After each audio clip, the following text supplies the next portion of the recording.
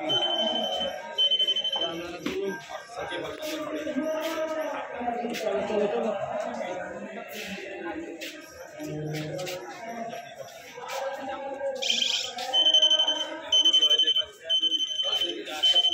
দেখছেন আপনারা জালিয়ানওয়ালাবাগে প্রবেশ করেছি, এন্ট্রি দিয়ে ঢুকলাম।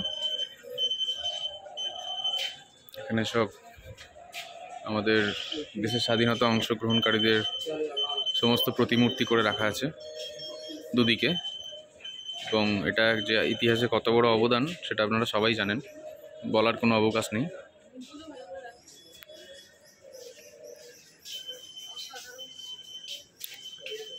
অসাধারণ কাজ